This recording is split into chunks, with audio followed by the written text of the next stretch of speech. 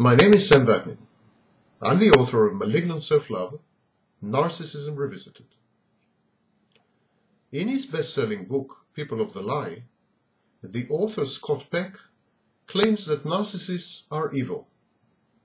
But are they evil? Are tornadoes evil? Are tigers evil? All three, tornadoes, tigers, and narcissists, hurt people. But do they hurt people because they are malicious or malevolent? Or do they hurt people because of who or what they are?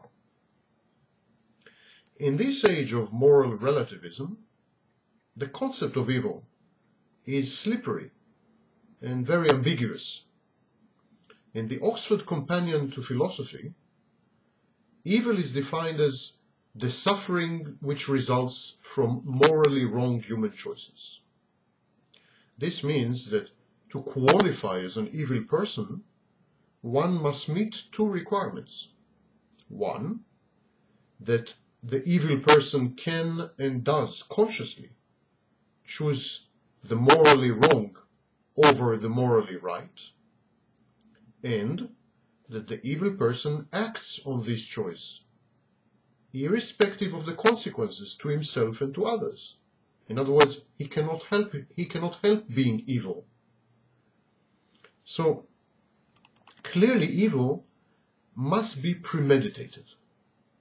Philosophers such as Francis Hutcheson and Joseph Butler argued that evil is merely the byproduct of the pursuit of one's interest and cause over other people's interests and causes. But this is too reductive, too limited. It ignores the critical element of conscious choice among equally efficacious alternatives of action. Moreover, often people pursue evil even when it jeopardizes their well-being and obstructs their interests. Ask any criminal or sadomasochist. Narcissists satisfy the two conditions for evilness only partly. The narcissist's evil conduct, the narcissist's alleged evilness, is utilitarian. Narcissists are evil only when being malevolent secures a favorable outcome. Sometimes they consciously choose the morally wrong, but not invariably so. They are not compelled to be evil.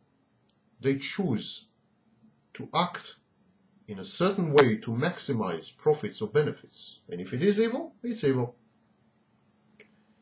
Narcissists act on their choice even if it inflicts pain or misery on others.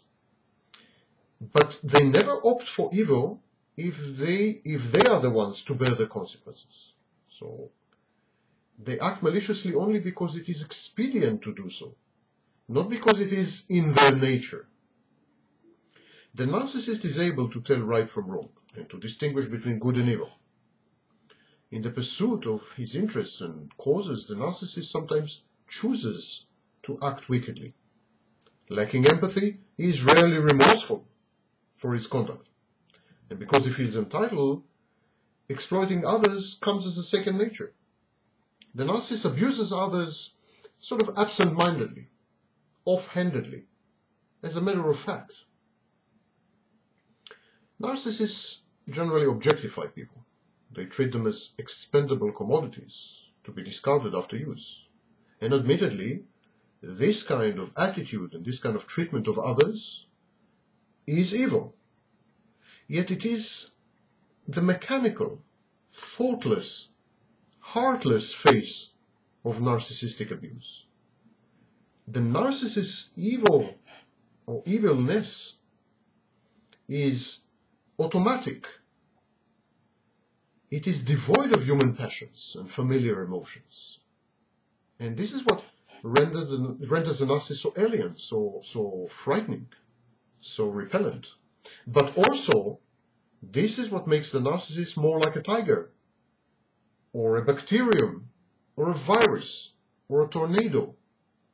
He inflicts damage, he hurts people, he causes pain, but he does it as if he were a force of nature.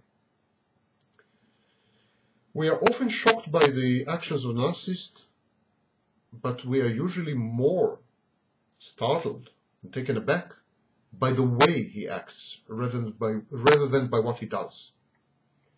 In the absence of a vocabulary rich enough to capture the subtle hues and gradations of the spectrum of narcissistic depravity, we default and resort to habitual adjectives such as good and evil. Never mind that they don't fit the narcissist. We don't have other words. We don't have an extended vocabulary. This is, in my view, intellectual laziness, and it does this pernicious phenomenon and its victims little justice. In the pursuit of the study of narcissism, we need to invent a new language to capture this phenomenon and what it does to people.